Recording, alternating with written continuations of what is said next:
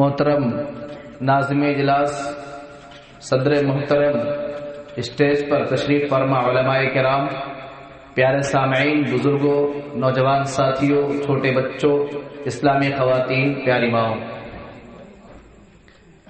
ہم اور آپ یہ جانتے ہیں کہ اس کائنات کے اندر ہمیں اور آپ کو یا تمام انسانوں کو پیدا کرنے والی ذات اللہ رب العالمین کی ذات ہے۔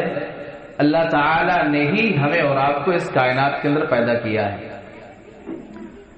اور ہم اور آپ یہ بھی دیکھتے چلے آئے ہیں کہ اس کائنات کے اندر اللہ رب العالمین کسی اپنے بندے کو پیدا کرتا ہے، انسان اس دنیا کے اندر آتا ہے، زندگی گزارتا ہے، اور ایک دن اس کے اوپر موت آ جاتی ہے، پھر دھیرے دھیرے اس کا کام تمام کر دیا جاتا ہے۔ اور یہ سلسلہ اللہ رب العالمین کا تبھی سے ہے جب سے اللہ تعالیٰ نے اس دنیا کے نظام کو قائم کیا ہے، اور قیامت کی صبح تک یہ سلسلہ چلتا رہے گا۔ تھوڑی دیر کے لیے ہم غور کریں اور سوچیں کہ آخر معاملہ کیا ہے، ایسا کیوں ہے کہ اللہ رب العالمین ایک آدمی کو اس دنیا کے اندر پیدا کرتا ہے، پھر موت اسے اپنا شکار بنا لیتی ہے۔ مقصد کیا ہے، ریزن کیا ہے، اللہ تعالیٰ نے سلسلہ قائم کیوں کیا ہے؟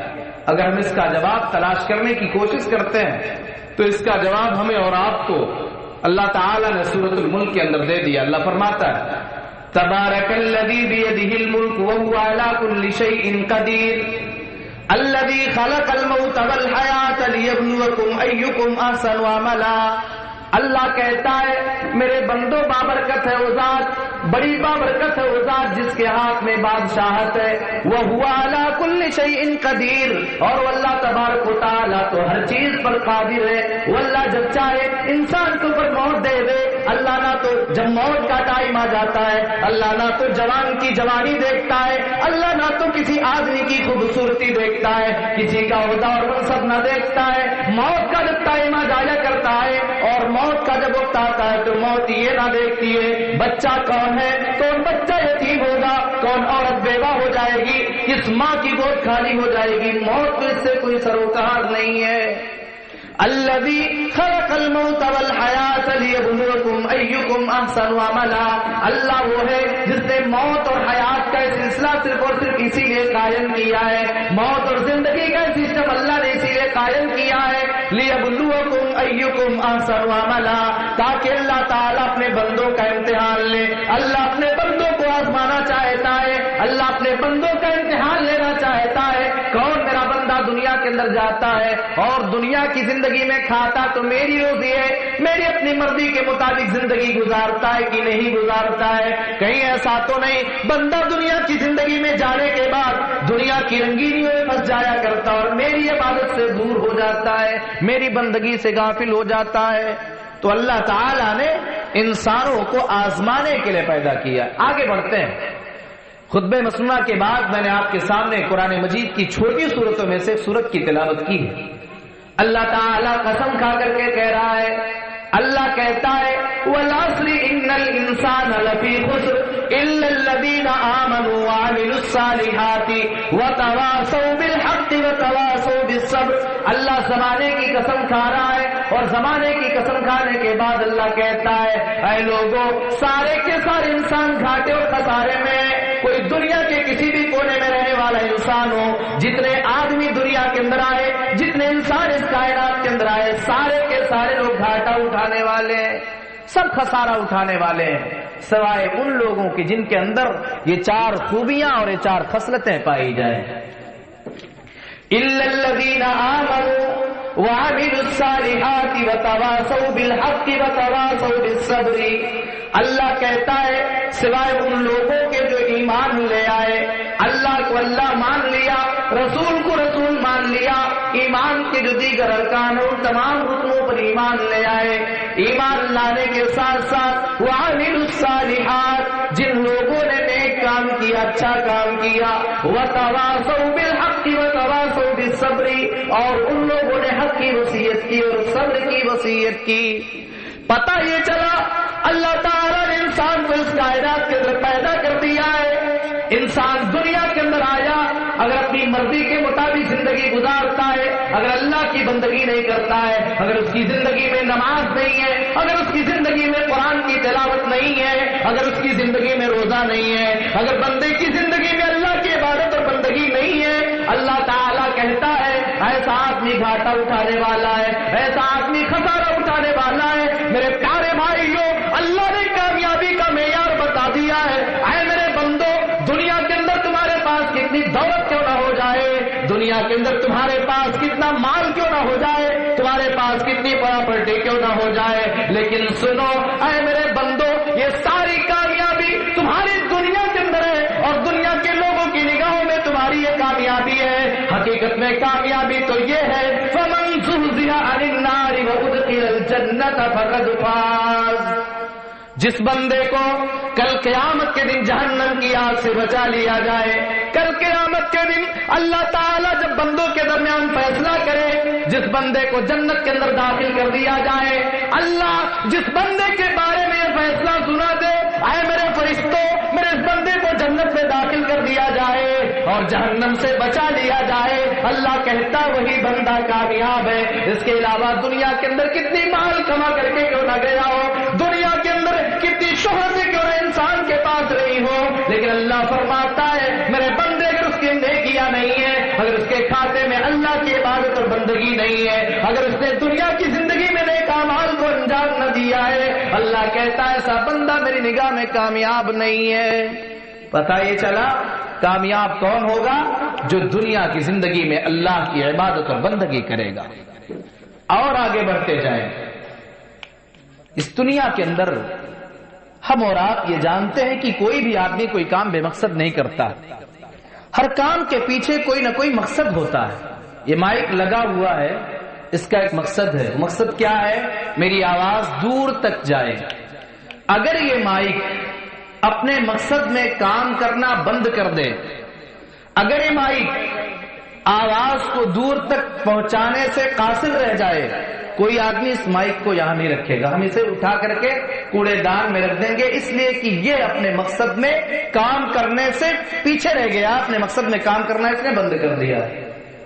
ظاہر ہے اللہ تبارک و تعالی نے بھی ہمیں اور آپ کو اس کائنات کے اندر ایک مقصد کے تحت پیدا کیا ہے. اللہ نے فرمایا افحسبتم انما خلقناکم عبثا وانکم الینا لا ترجعون. اللہ کہتا ہے اے میرے بندو کیا تم نے گمان کر لیا ہے، اے میرے بندو کیا تم نے یہ سمجھ لیا ہے انما خلقناکم عبثا کہ ہم نے تمہیں اس دنیا کے اندر بیکار پیدا کر دیا ہے. اے میرے بندو کیا تمہارے ذہن کے اندر یہ بات چل رہی ہے کہ دنیا کے اندر ہم نے تمہیں ایسے ہی پیدا کر دیا ہے، تم جاؤ اپنی مرضی کے مطابق زندگی گزارو، اپنی خواہشات کے مطابق زندگی گزارو. اے میرے بندے کیا تمہارے ذہن کے اندر یہ بات آ چکی ہے؟ اللہ تعالیٰ قرآن کریم میں دوسری جگہ ارشاد فرماتا ہے ایحسب الانسان ان یترک سدی الم یکن نطفة من منی یمنی ثم كان علقة فخلق فسوى فجعل منه الزوجين الذكر والأنثى أليس ذلك بقادر على أن يحيي الموتى.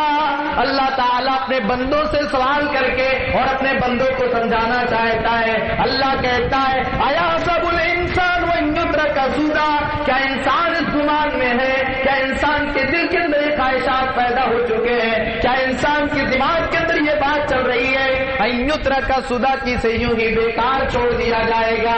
کیا انسان یہ سوچتا ہے ایک دن اس کے اوپر موت آئے گی، اسے قبر میں دفن کر دیا جائے گا، اس کی ہڈیاں خاک میں مل جائیں گی، اس کا خوبصورت چہرہ مٹی میں مل جائے گا، اس کی خوبصورت باڈی خاک میں مل جائے گی، اس کی قبر بھی کبھی زمین کے برابر ہو جائے گی، دنیا سے دھیرے دھیرے اس کا نام و نشان مٹ جائے گا.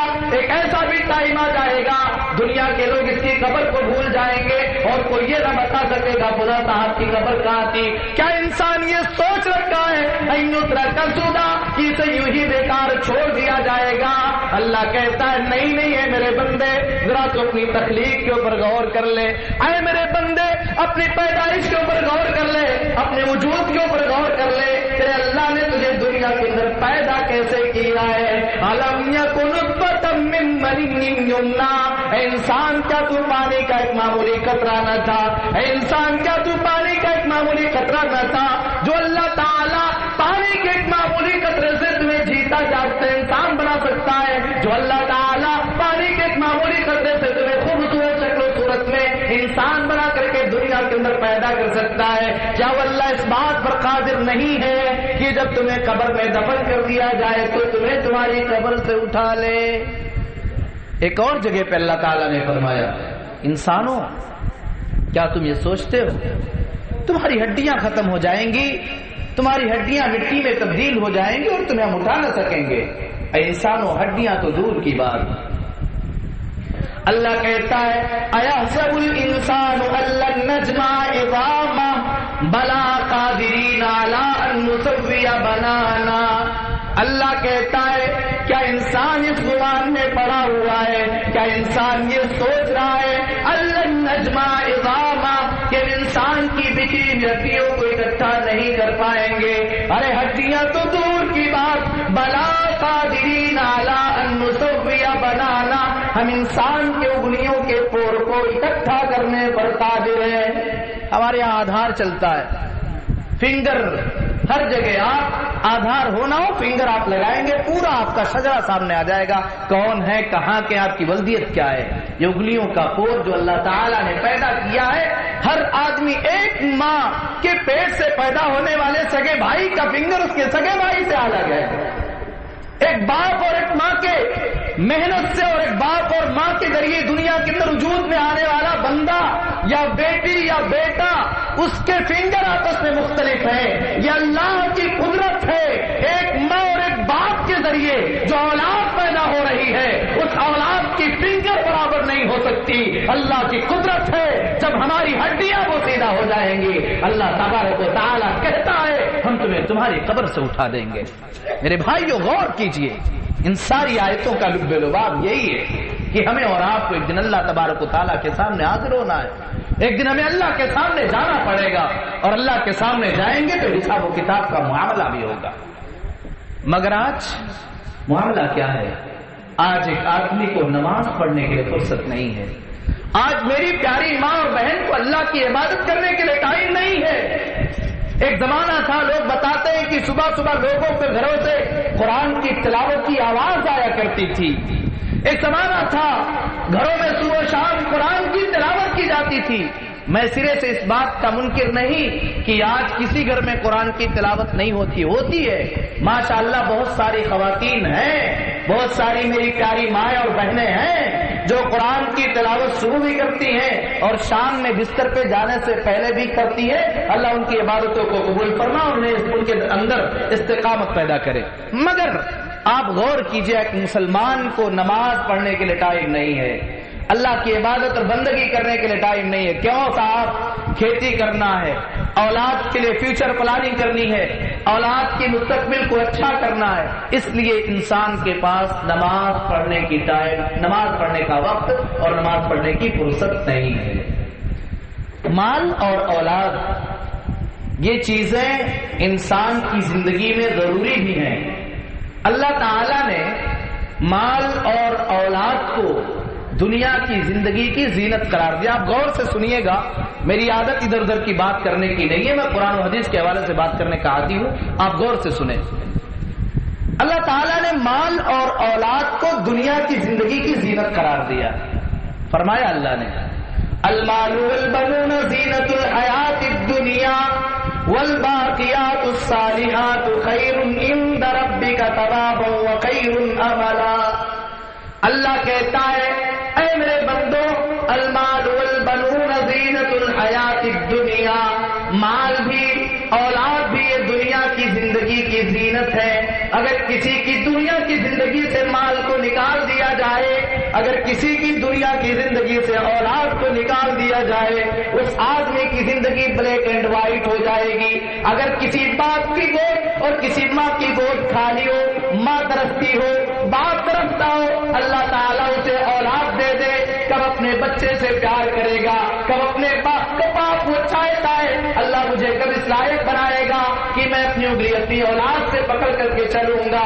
میرے بھائیوں ذرا پوچھو، اللہ تعالیٰ کی اس آیت پر غور کرو اور اس باپ سے مل لینا جس کو اللہ نے بے اولاد رکھا ہے، اس ماں سے مل لینا جسے اللہ نے بے اولاد رکھا ہے۔ اور آج اس موقع پر میں اللہ سے دعا بھی کرتا ہوں، اے اللہ جو والدین ایسے ہیں کہ ابھی تک ان کی گود اولاد سے خالی ہے، الہ العالمین تو انہیں نیک صالح اولاد عطا فرما، آمین۔ اللہ نے کہا المال والبنون زینت الحیات الدنیا، مال اور اولاد یہ دنیا کی زندگی کی زینت ہے، مال اور اولاد تمہاری دنیا کی زندگی کی خوبصورتی ہے، لیکن آگے اللہ نے یہ بھی فرما دیا والباقیات الصالحات خیر عند ربک ثوابا وخیر املا۔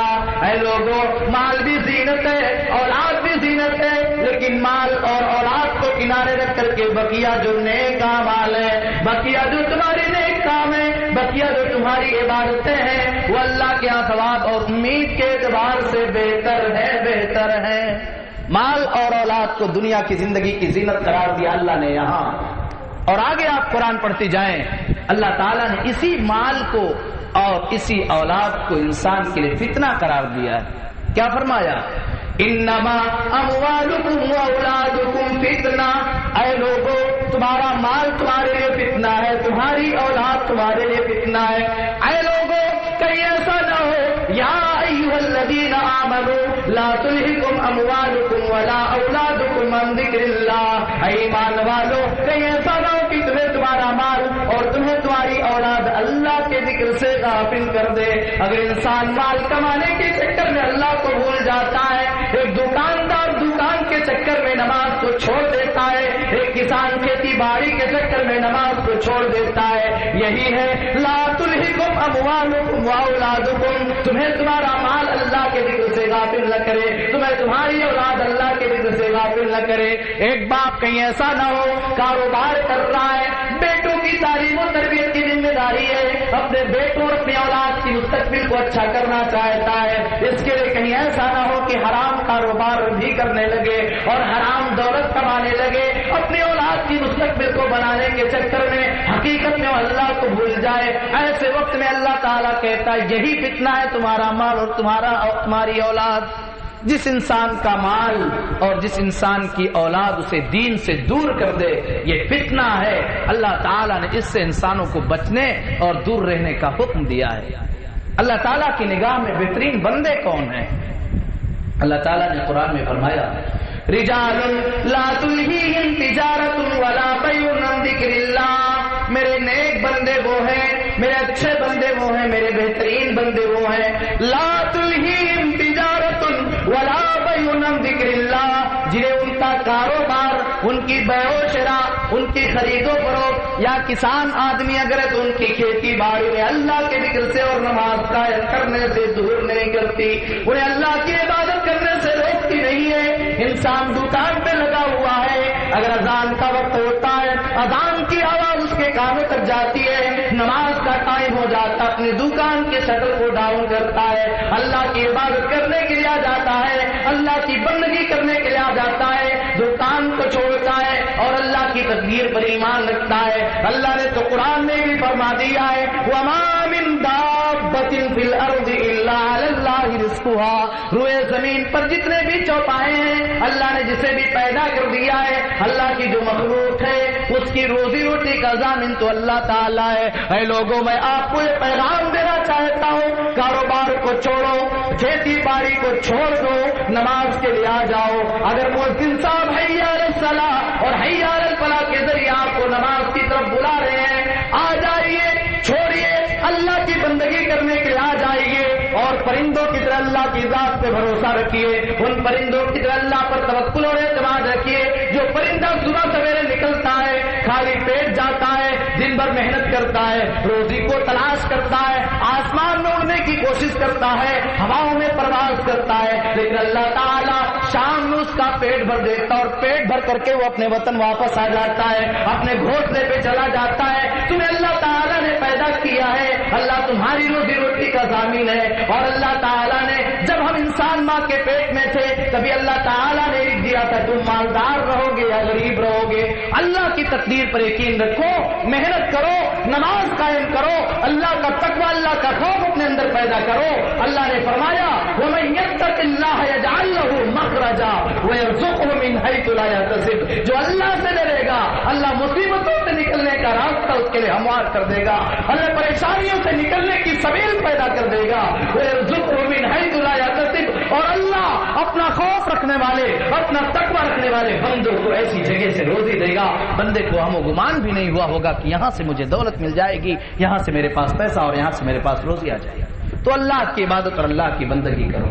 آئیے آج ہم اور آپ یا دنیا کے اندر جو معیار ہے لوگوں کا، ہم عقل مند اسے کہتے ہیں جو آدمی خوب پیسہ کما رہا ہو، لوگوں کو بیوقوف بنا رہا ہو، کہتے ہیں کہ بڑا ہوشیار آدمی ہے، وہ بہت فراڈی قسم کا جو ہوتا ہے اس کو کہتے ہیں بڑا ہوشیار ہے، وہ ان کو بیوقوف بنا دیا کرتا ہے۔ میرے بھائی جو نہیں، آئیے غور کیجئے اللہ تعالیٰ کن کو عقل مند کہتا ہے؟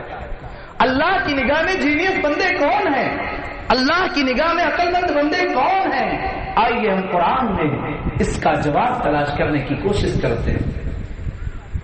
اللہ تعالیٰ نے فرمایا ان فی خلق السماوات والارض واختلاف اللیل والنہار لآیات لأولی الالباب۔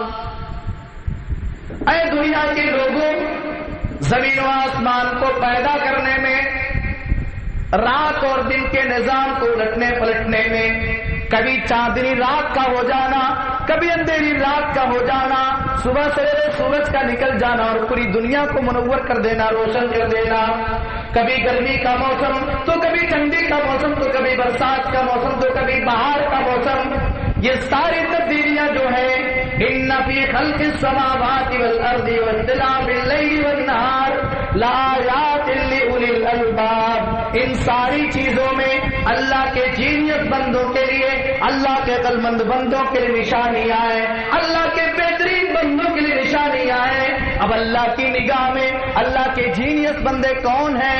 اللہ کی نگاہ میں اللہ کے عقل مند بندے کون ہیں؟ آئیے قرآن دیکھتے ہیں اللہ کی نگاہ میں عقل مند بندے کون ہیں۔ اللہ فرماتا ہے الذین یذکرون اللہ قیاما وقعودا، اللہ کی نگاہ میں عقل مند بندے وہ ہیں جو جب کھڑے رہتے ہیں تب بھی اللہ کو یاد کرتے ہیں، بیٹھے رہتے ہیں تب بھی اللہ کو یاد کرتے ہیں، وعلی جنوبہم، اور اللہ کے یہ نیک بندے، اللہ کے بہترین بندے اور اللہ کے عقل مند بندے جو اپنے پہلو کے بل، اپنے کروٹ کے بل، اپنے بستر پہ لیٹا رہا کرتے ہیں تب بھی اللہ کو یاد کیا کرتے ہیں، وَيَتَفَكَّرُونَ فِي خَلْقِ السَّمَاوَاتِ وَالْأَرْضِ، اور اللہ کے نیک بندے زمین و آسمان کی تخلیق کے اوپر غور کرتے ہیں، اللہ کے نیک بندے زمین و آسمان کی پیدائش کے اوپر غور کرتے ہیں، زمین و آسمان کے پیدا ہونے پر ریسرچ کرتے ہیں، اور غور کرنے کے بعد جب اس نتیجے پر پہنچتے ہیں تو کہتے ہیں ربنا ما خلقت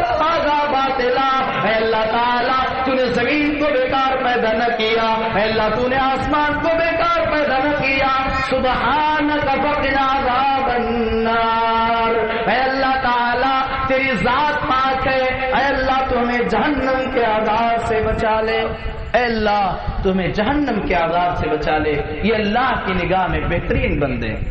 اسی لیے ہماری شریعت نے ہمیں دعا سکھلائی ربنا ظلمنا انفسنا وان لم تغفر لنا وترحمنا لنكونن من الخاسرین۔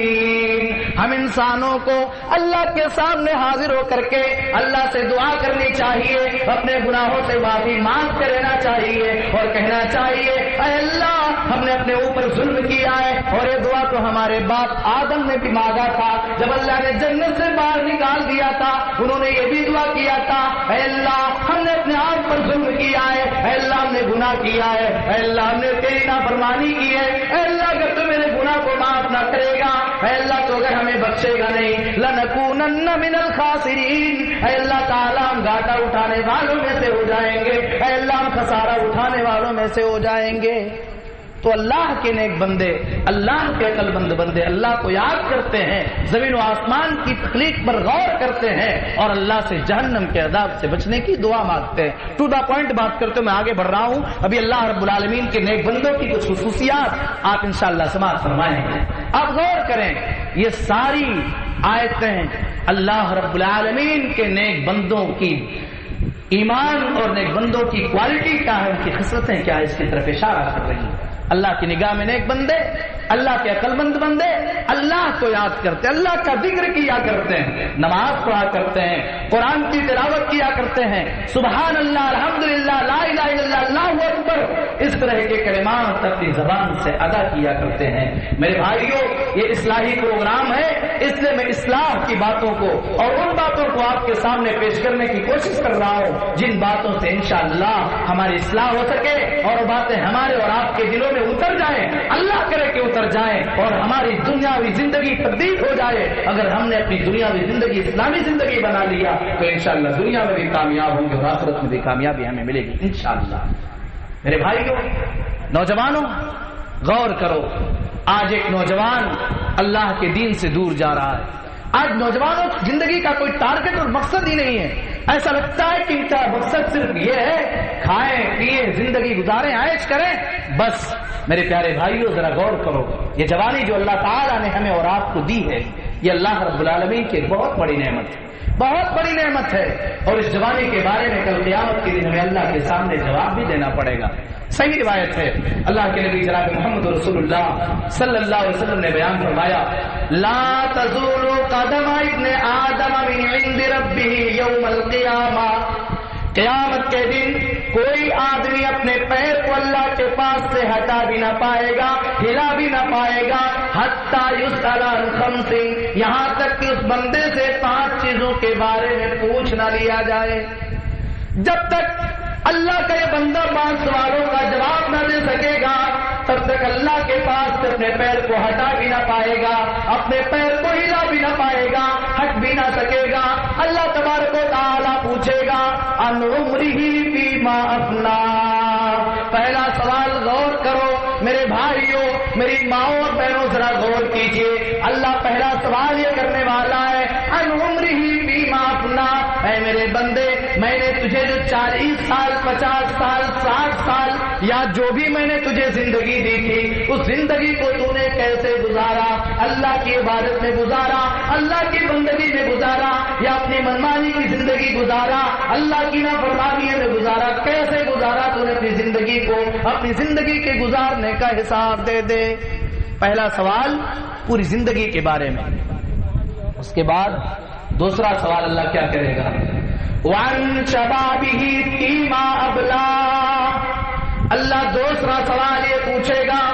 نوجوانوں غور سے سنو، میری نوجوان بہنوں آپ بھی سنو، نوجوان بھائیوں آپ بھی سنو، اللہ پوچھے گا وَعَن شَبَابِهِ فِيمَا أَبْلَىٰ، اے میرے بندے تیری زندگی کا جو سب سے قیمتی دور تھا، جو جوانی کا دور تھا، اس دور کو تو نے کیسے گزارا؟ اللہ کی عبادت میں گزارا، اللہ کی بندگی میں گزارا، یا شراب و کباب میں گزار دیا؟ کیسے گزارا تو نے اپنی جوانی کو؟ اپنی جوانی کے گزارنے کا بھی حساب دے دے۔ وَعَن شَبَابِهِ فِيمَا أَبْلَىٰ، اپنی جوانی کا بھی حساب دے دے، جوانی تو نے کیسے گزاری؟ آیا تو نے اپنی جوانی کے مقصد کو سمجھا تھا یا نہیں سمجھا تھا؟ تو نے اپنی جوانی کو لہو لعب میں برباد تو نہ کر دیا؟ دنیا کی رنگینیوں میں پھنس کر کے تو نے اپنی جوانی کو برباد تو نہ کر دیا؟ اے جوان اپنی جوانی کا حساب دے دے۔ 1 منٹ کے لیے آپ یہاں رکیں، غور کرو میرے بھائیوں، اللہ رب العالمین پہلا سوال جو کر رہا ہے وہ انسان کی پوری عمر کے بارے میں کر رہا ہے، بچپن سے لے کر کے موت تک۔ اس میں جوانی تو آ گئی، لیکن الگ سے اللہ رب العالمین پھر جوانی کے بارے میں سوال کرے گا جو جوانی کی اہمیت پر واضح دلیل ہے۔ اس لیے نوجوانوں ہمیں اور آپ کو اپنی جوانی کی حفاظت کرنی پڑے گی۔ اور میں ایک بات کہہ رہا ہوں، نوٹ کریں آپ، جوانی کی عبادت کی اہمیت اللہ کی نگاہ میں جو ہے وہ بڑھاپے کی عبادت کی نہیں ہے۔ عبادتیں اللہ کو محبوب ہیں اور مطلوب بھی ہیں۔ اللہ چاہتا ہے کہ بندہ اللہ کی عبادت اور بندگی مرتے وقت تک کرے، مرتے وقت تک کرے، اپنی زندگی کی آخری سانس تک اللہ کی عبادت کرے۔ اسی لیے نماز کسی بھی صورت میں معاف نہیں ہے، مگر اللہ کی نگاہ میں جوانی کی عبادت کا جو مقام ہے وہ بڑھاپے کی عبادت کا نہیں ہے۔ آپ غور کیجئے، اللہ کے نبی جناب محمد رسول اللہ صلی اللہ علیہ وسلم نے ارشاد فرمایا، سبعۃ یظلھم اللہ فی ظلہ یوم لا ظل الا ظلہ، 7 طرح کے لوگ ایسے ہوں گے کل قیامت کے دن جنہیں اللہ تعالیٰ اپنے عرش کا سایہ دے گا۔ ان 7 طرح کے لوگوں میں اللہ کے نبی فرماتے ہوئے جاتے الامام العادل، انصاف کرنے والا جو حکمراں ہوگا، انصاف کرنے والا جو ذمہ دار ہوگا، مدرسے کے ناظم صاحب ہو، مدرسے کے خزانچی صاحب ہو، مدرسے کے صدر صاحب ہو، یا گھر پریوار کے مالک اور ذمہ دار ہو، ایک جوائنٹ فیملی کا ذمہ دار آدمی ہو، گھر کا مالک ہو، اللہ تعالیٰ کی نگاہ میں وہ محبوب بندہ ہے جو انصاف کرنے والا ہو، جو اپنی رعایا پر ظلم نہ کرنے والا ہو۔ الامام العادل، حکمراں جو انصاف کرنے والا ہو، کل اللہ کے عرش کے سائے کا مستحق ہوگا۔ اس کے بعد آپ نے فرمایا شاب نشا فی عبادت اللہ، وہ نوجوان جس نے اپنی جوانی کو اللہ کی عبادت میں گزارا ہو، جس نے اپنی جوانی کو اللہ کی بندگی میں گزار دیا ہو، ایسے آدمی کو بھی اللہ تعالیٰ کو قیامت کے دن اپنے عرش کا سایہ دے گا، قیامت کے دن اپنے عرش کا سایہ دے گا۔ کسی بوڑھے کے بارے میں اللہ کے نبی نے نہیں فرمایا کہ بوڑھا جو عبادت کرے گا اس بوڑھے کو قیامت کے دن عرش کا سایہ دے گا۔ اسپیشلی اللہ کے نبی جناب محمد رسول اللہ صلی اللہ علیہ وسلم نے جوانوں کا تذکرہ کیا ہے۔ ہاں اس روایت میں آگے چل کر کے آپ نے یہ بات ضرور کہی ہے وَرَجُلٌ قَلْبُهُ مُعَلَّقٌ بِالْمَسَاجِدِ، ایک ایسے آدمی کو بھی اللہ تعالیٰ عرش کا سایہ دے گا جس کا دل مسجد سے لگا ہوا ہو۔ بے نمازیوں، نماز نہ پڑھنے والوں، آؤ نماز پڑھنے کے لیے آ جاؤ، اپنے دل کو مسجدوں سے جوڑ لو، اپنے دل کو اللہ کی عبادت اور بندگی سے جوڑ لو۔ انسان کو سکون تب ہو جب وہ نماز پڑھ لے، انسان کو سکون تب ہو جب وہ اللہ کی عبادت کر لے، انسان کو سکون تب ہو جب وہ قرآن کی تلاوت کر لے۔ ہمیں اور آپ کو ایسا بننے کی ضرورت ہے۔ شاب نشا فی عبادت اللہ، وہ نوجوان جس نے اپنی جوانی کو اللہ کی عبادت میں گزارا۔ میری پیاری بہنوں، میں آپ سے بھی کہہ رہا ہوں جوانی کے مقصد کو سمجھو اور اپنی جوانی کو یوں ہی برباد نہ کرو، ورنہ گزرا ہوا وقت پھر واپس نہیں آتا ہے۔ کبھی افسوس پلنا پڑے گا، پچھتانے سے کوئی کام نہ بنے گا، اور پچھتاؤ گے تو پچھتانے کے بعد آپ کو کوئی چیز حاصل بھی نہ ہو سکے گی۔ اس کے بعد فرمایا، میں عرض یہ کر رہا تھا کہ اللہ تعالیٰ دوسرا سوال جو کرے گا وہ جوانی کے بارے میں کرے گا۔ تیسرا سوال اللہ کرے گا وَعَنْ مَالِهِ مِنْ أَيْنَ اكْتَسَبَهُ، مال کمانے والوں، کاروبار کرنے والوں، بزنس کرنے والوں، غور کرو، اللہ پوچھے گا اے مال کمانے والے، تو نے مال کو کہاں سے کمایا، مال کیسے کمایا، حلال طریقے سے کمایا یا حرام طریقے سے کمایا؟ کہیں ایسا تو نہیں غریبوں کا خون چوس چوس کر کے تو نے مال کمایا؟ کہیں ایسا تو نہیں کہ ڈنڈی مار کر کے تو نے مال کمایا؟ کیسے تو نے دولت کمایا، کیسے تو نے مال کمایا؟ مال کمانے کا تو حساب دے دے۔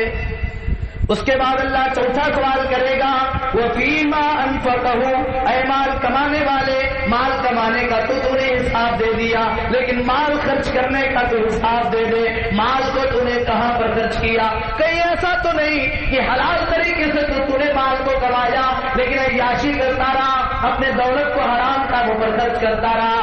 اللہ کے دین کے لیے، اللہ کے گھر کے لیے، مدرسوں کے لیے، دینی پروگرام کے لیے، اللہ اور اس کے رسول کی باتیں لوگوں تک پہنچانے کے لیے تو نے اپنے پیسے کو تو خرچ نہ کیا، لیکن جب ناچ گانے کی مجلسیں آئی، حرام کاروبار کی بات آئی، اللہ اس کے رسول کی نافرمانی کی بات آئی، تو سب سے پہلے نظر آیا مال کو خرچ کہاں پر کیا، اس مال کے خرچ کرنے کا بھی تو حساب دے دے۔ اس کے بعد پانچواں اور آخری سوال اللہ کرے گا وَمَاذَا عَمِلَ فِيمَا عَلِمَ، اے میرے بندے، تقریروں کے ذریعے، تحریروں کے ذریعے، پڑھ کر کے، لکھ کر کے، سن کر کے تو نے جو علم حاصل کیا اس علم پر تو نے عمل کتنا کیا تھا، اس کا بھی تو جواب دے دے۔ عمل بہت ضروری ہے۔ اللہ تبارک و تعالیٰ کو ہمیں عمل کے بارے میں بھی جواب دینا پڑے گا۔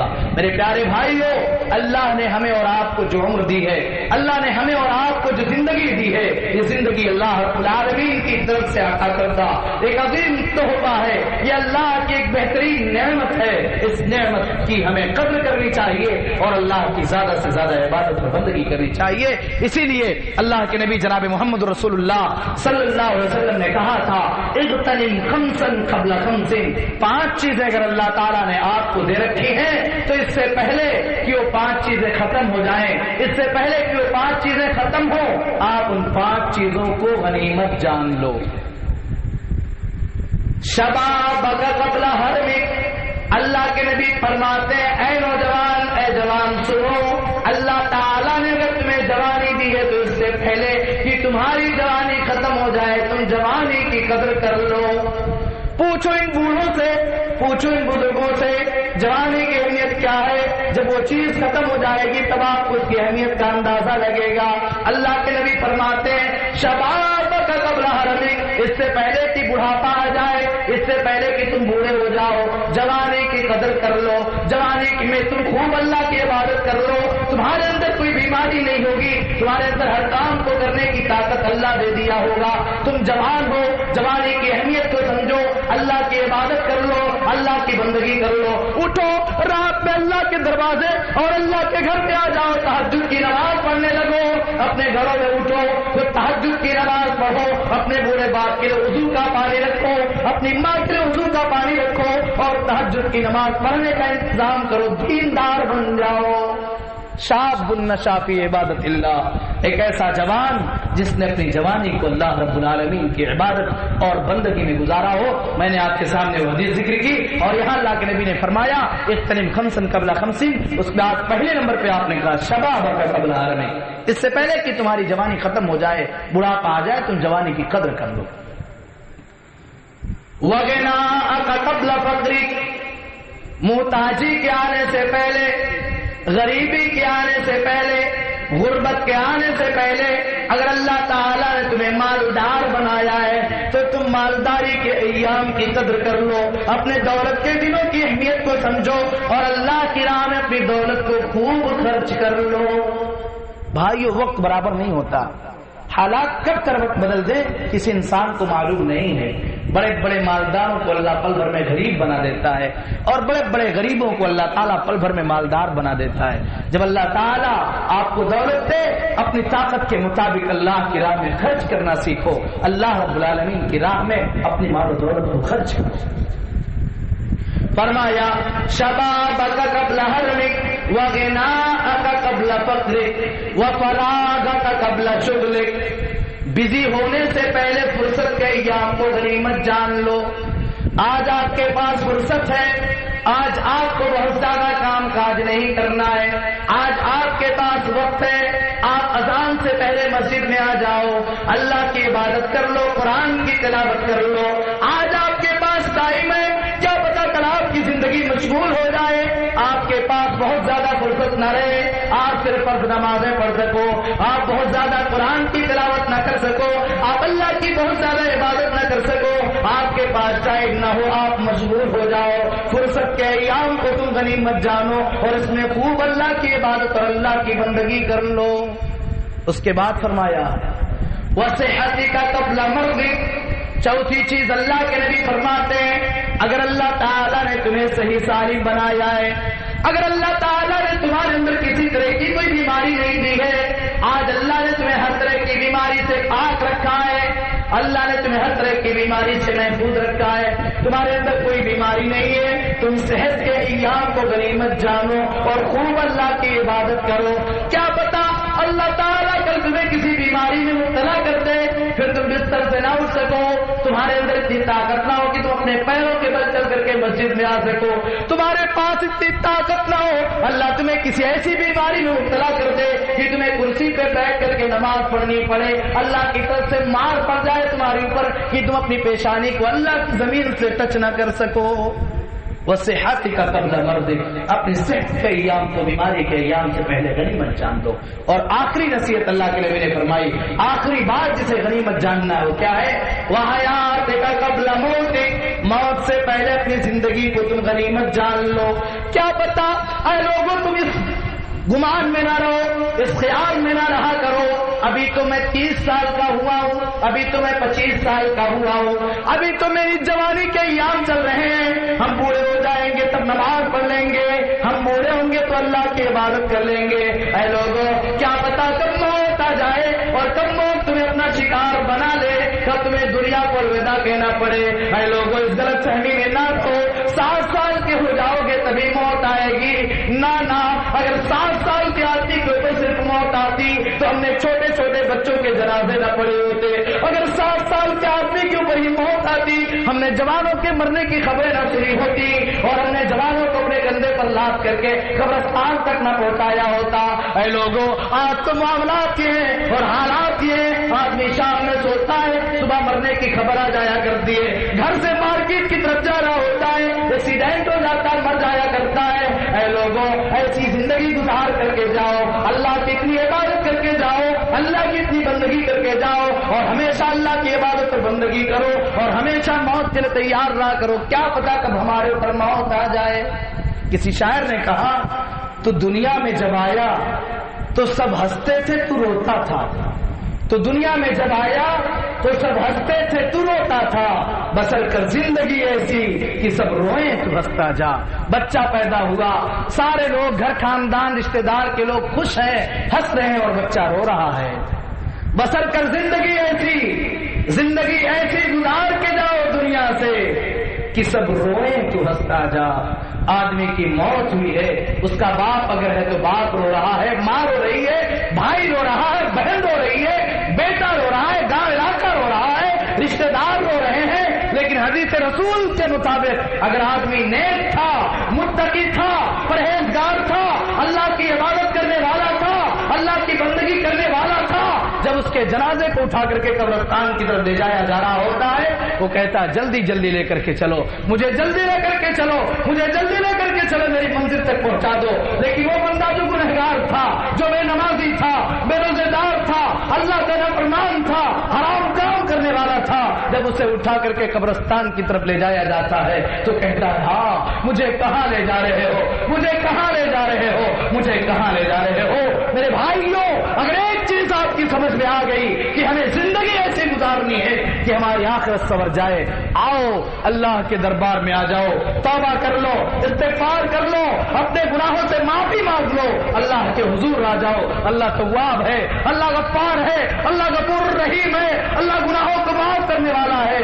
آؤ توبہ کرو، صدق دل کے ساتھ، سچے دل کے ساتھ اللہ کے سامنے توبہ کر لو اور عبادت کر لو۔ اے اللہ، اب تک کی جو زندگی غفلت میں گزر گئی، اے اللہ ہم تیری عبادت اور بندگی کریں گے۔ میرے بھائیو، ہمیشہ مرنے کے لیے تیار رہو۔ اللہ کے نبی جناب محمد رسول اللہ صلی اللہ علیہ وسلم کی صحابی کی نصیحت پر عمل کرو۔ اذا اصبحت فلا تنتظر المساء واذا امسيت فلا تنتظر الصباح۔ جب صبح ہو جائے تو تم شام کا انتظار نہ کرو، جب شام ہو جائے تو صبح کا انتظار نہ کرو۔ میرے بھائی گانا ہونا نہ سنیا۔ اذا اصبحت فلا تنتظر المساء واذا امسيت فلا تنتظر الصباح۔ جب صبح ہو جائے تو تم شام کا انتظار نہ کرو اور جب شام ہو جائے تو صبح کا انتظار نہ کرو۔ کیا پتا کب میری زندگی کا آخری وقت کون سا ہو، آخری گھنٹہ کون سا ہو، آخری دن کون سا ہو، آخری مہینہ کون سا ہو، آخری سال کون سا ہو، اس کا علم تو اللہ کے پاس ہے۔ کب موت آ جائے ہمیں اور آپ کو معلوم نہیں ہے، اس لیے ہمیشہ نیک اعمال کر کے مرنے کے لیے تیار رہو۔ شیخ وقت ہے ابھی؟ نہیں، آپ غور کیجیے، یہ اللہ کے نبی جناب محمد رسول اللہ صلی اللہ علیہ وسلم کی تعلیمات، ہمیں اور آپ کو اللہ رب العالمین کی کتاب قرآن مجید کی تلاوت کرنی چاہیے اور اس پر غور کرنا چاہیے۔ مجھے ایک آیت یاد آئی سورہ حدید کی، اللہ تبارک و تعالیٰ نے اس میں انسان کی زندگی کا نقشہ کھینچ دیا۔ میری بہنوں غور کرنا، اللہ فرماتا ہے اعلموا انما الحیات الدنیا لعب ولہو وزینہ۔ اے میرے بندو تم جان لو دنیا کی زندگی کھلواڑ ہے، ولہو تماشا ہے، وزینت دنیا کی زندگی زینت کا نام ہے، سجنے سورنے کا نام ہے۔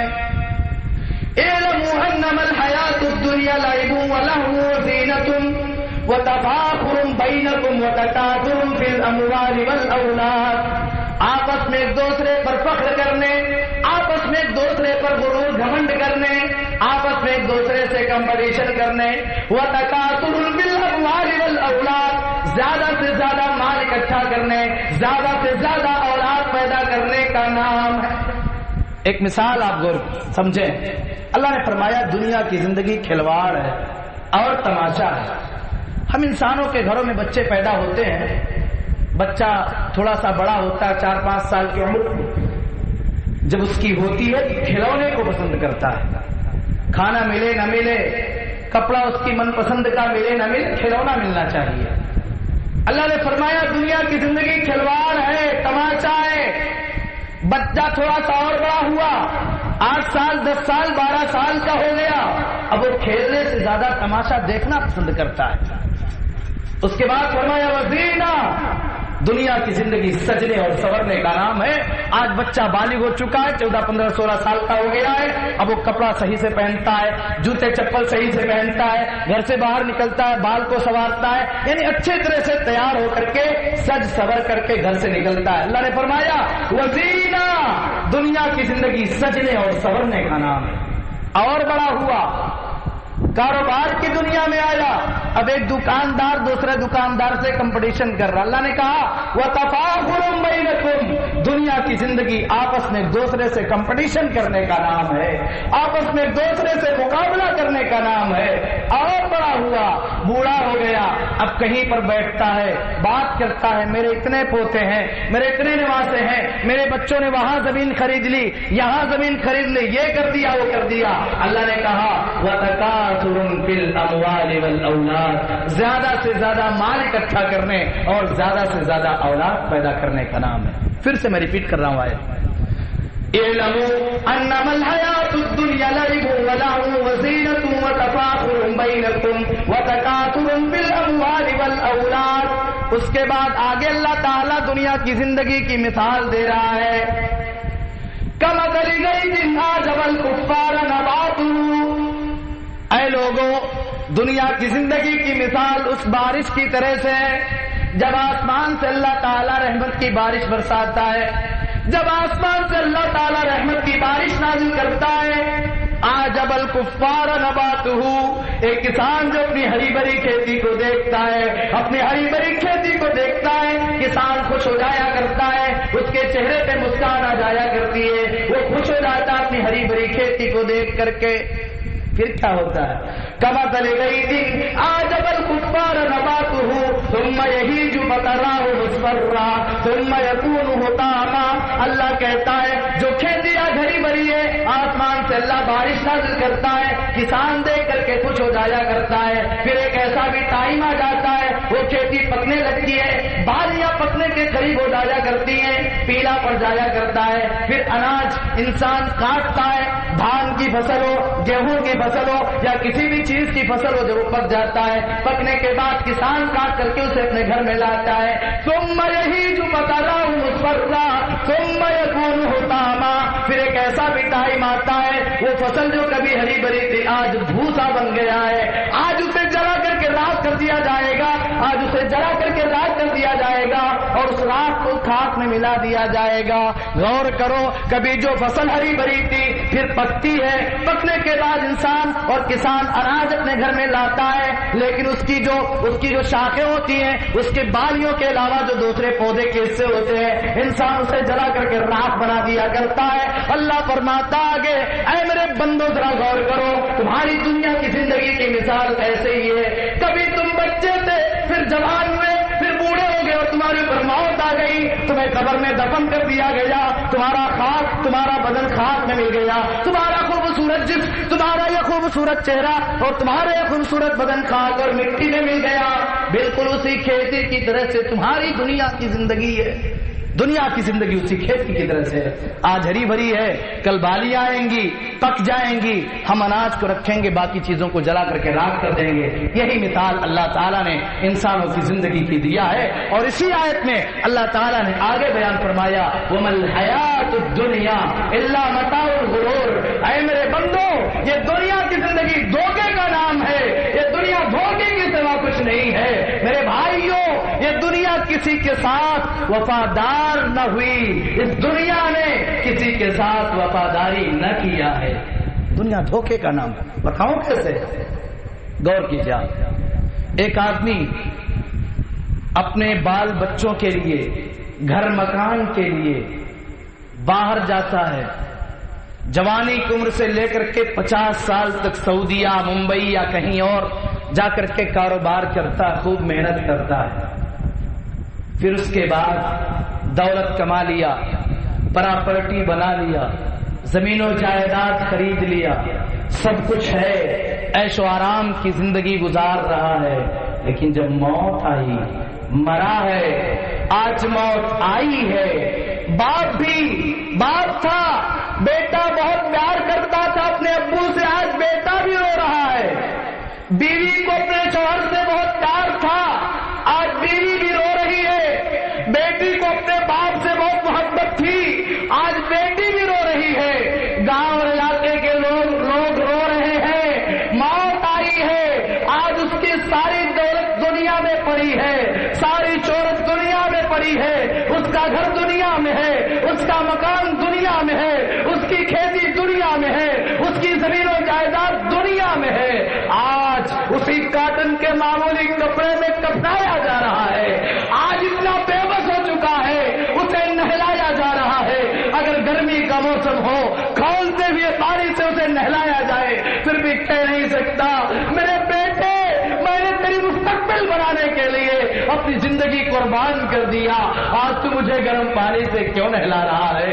ٹھنڈی کا موسم ہو، ٹھنڈتے ہوئے حالات ہو، فریج کے پانی سے اگر نہلایا جائے، آج اتنا بے بس ہو چکا ہے، کہہ نہیں سکتا میرے بیٹے اتنے ٹھنڈے پانی سے مجھے غسل کیوں دے رہے ہو؟ وَمَا الْحَيَاةُ الدُّنْيَا إِلَّا مَتَاعُ الْغُرُورِ۔ آج جنازے کی نماز پڑھی جا رہی ہے، پورے گاؤں میں آہو بوٹا کا ماحول ہے، پورے علاقے میں سناٹا ہے، فلاں صاحب کا انتقال ہو گیا ہے، وہ بڑے اچھے تھے، بڑے دیالو تھے، بڑے رحم دل تھے، یہ صدایں بلند کی جا رہی ہے، مگر آج جنازے کی نماز پڑھ لی گئی ہے، قبرستان پہنچا دیا گیا ہے، قبر میں دفن کیا جا رہا ہے، تاریخ گدا ہے، پٹرا لگا دیا جا رہا ہے اور منو مٹی اوپر ڈال دی جا رہی ہے۔ سارے کے سارے لوگ اپنے ہاتھ کو جھاڑتے ہوئے اپنے گھر واپس آ رہے ہیں، اور تو اور وہ بیٹا جس بیٹے کے لیے اس باپ نے سب کچھ کیا تھا، پیٹ بھر کبھی کھایا اور کبھی نہ کھایا، عید کا موقع آیا اپنا نیا کپڑا نہ لیا، اپنے بچے کے لیے نئے کپڑے کا انتظام کیا، آج بیٹا بھی اپنے ہاتھ کو جھاڑ کر کے اپنے گھر آ رہا ہے۔ کہا احباب نے ہر دفن کے وقت، احباب نے، دوستوں نے، اعزاء نے، اقربا نے، رشتہ داروں نے، سارے کے سارے لوگوں نے دفن کے وقت یہی کہا، لحد تک آپ کی تعظیم کر دی، لحد تک کہا احباب نے ہر دفن کے وقت، اب ہم وہاں کا کیا حال جانے، اب ہم وہاں کا کیا حال جانے، قبر تک تو ہم نے آپ کو پہنچا دیا ہے، جنازے کی نماز ہم نے پڑھ لیا ہے، آپ کو عزت کے ساتھ کپڑے میں لپیٹ کر کے قبرستان تک لے آئے ہیں، اب ہم وہاں کا کیا حال جانے، لحد تک آپ کی تعظیم کر دی، اب آگے آپ کے نام اعمال جانے، قبر میں عزت کے ساتھ ہم نے آپ کو دفن کر دیا ہے، لیکن آگے آپ کے ساتھ معاملہ ہونے والا ہے، قبر میں آپ کے ساتھ کیسا رویہ برتا جائے گا، قبر میں آپ کے ساتھ کیسا سلوک کیا جائے گا، اس کا علم تو اللہ کے پاس ہے۔ آج آپ کے اوپر موت آئی ہے، آپ کو قبر میں دفنا کے ہم جا رہے ہیں، اور پھر آج کے بعد کبھی تمہارے پاس آنے والے نہیں ہیں۔ یہ ہے وَمَا الْحَيَاةُ الدُّنْيَا إِلَّا مَتَاعُ الْغُرُورِ کا مقصد۔ سمجھا آپ نے؟ دنیا ہے دھوکے کا نام، دنیا کی زندگی ہے دھوکہ دینے والی زندگی ہے، کسی کے ساتھ دنیا وفا نہیں کر سکتی۔ تو میرے بھائیوں، جو اب تک میں پیغام دینا چاہ رہا ہوں یہی پیغام ہے کہ ہم اللہ والے بن جائیں، ہم دیندار بن جائیں، ہم مومن بن جائیں اور اللہ کے اسپیشل بندے بن جائیں۔ اللہ کی نگاہ میں اسپیشل بندے کون ہیں، اس کی کچھ اللہ رب العالمین نے کوالٹیز بیان کی، آئیے چلتے چلتے دھیرے دھیرے سن لیتے ہیں۔ اللہ تعالی نے قبل اس کے کہ خوبیاں دیکھیں، آپ غور کریں، بات مجھے یاد آ گئی، سنتے چلیں۔ دنیا کے اندر ہر آدمی زمین، جائیداد، گھر، مکان کے لیے کمپٹیشن کرتا ہے، مقابلہ کرتا ہے، ریس کرتا ہے۔ اللہ تعالیٰ نے بھی اپنے بندوں کو نیکی کی طرف مقابلہ کرنے کا حکم دیا ہے۔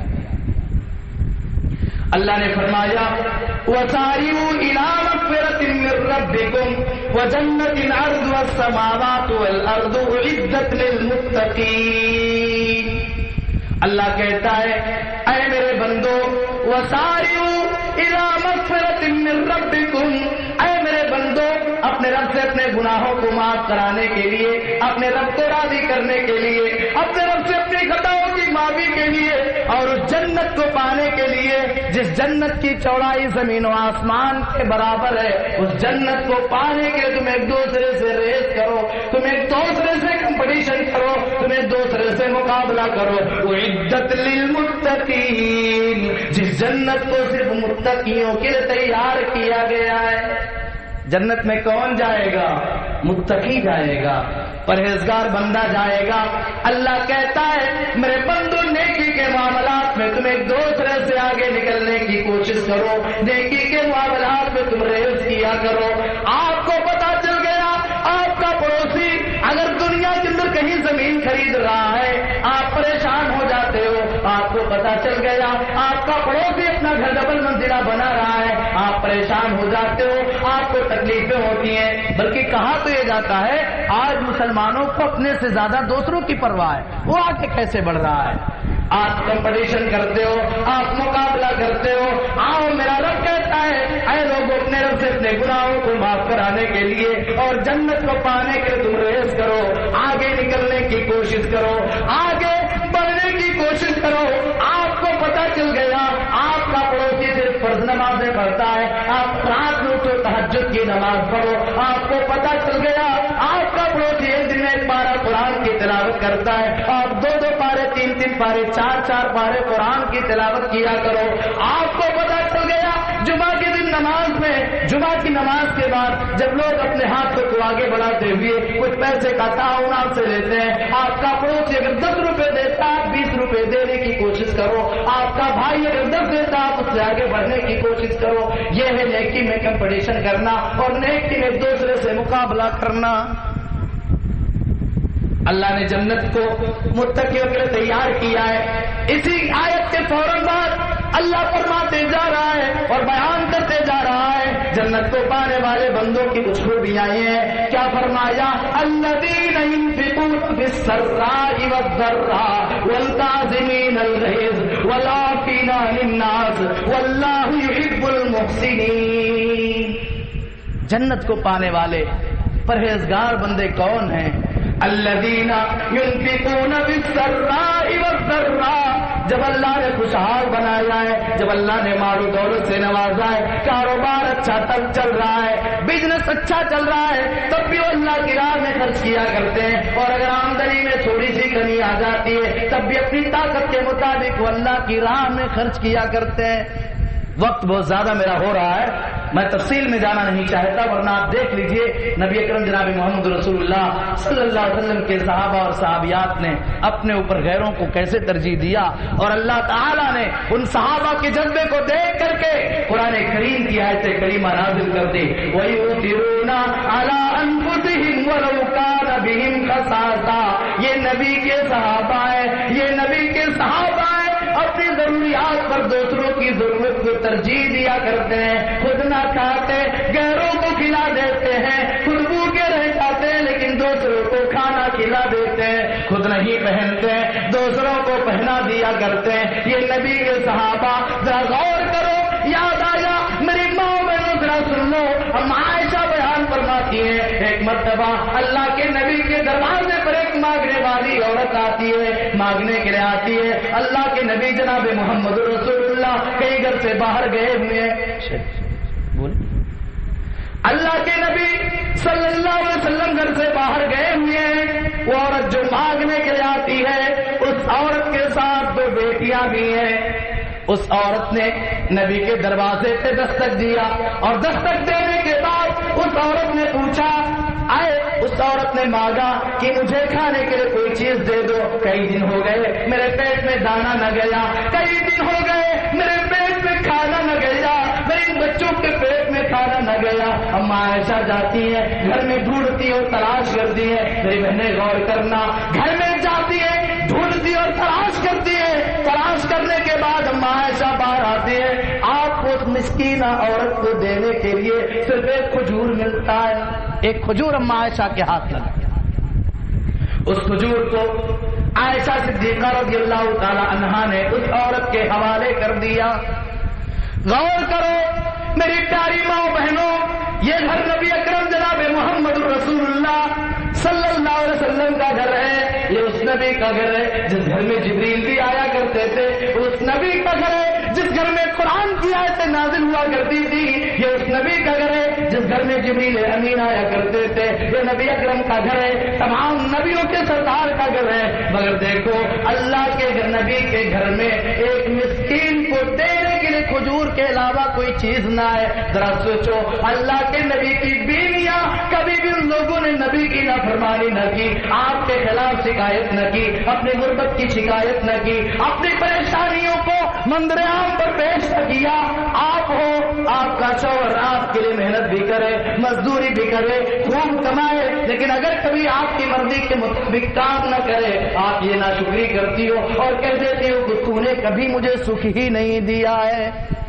میری پیاری ماں بہنوں، اللہ کے نبی کا گھر ہے، کائنات کی سب سے بہترین عورتیں ہیں، مگر کھانے کے لیے کھجور، ایک کھجور ہے، مسکین کو دے دیا، مانگنے والی کو دے دیا، اور اس بات کی پرواہ نہ کی میرے شوہر آئیں گے، نبی کائنات محمد الرسول اللہ صلی اللہ علیہ وسلم آئیں گے، پیاسے ہو سکتے ہیں.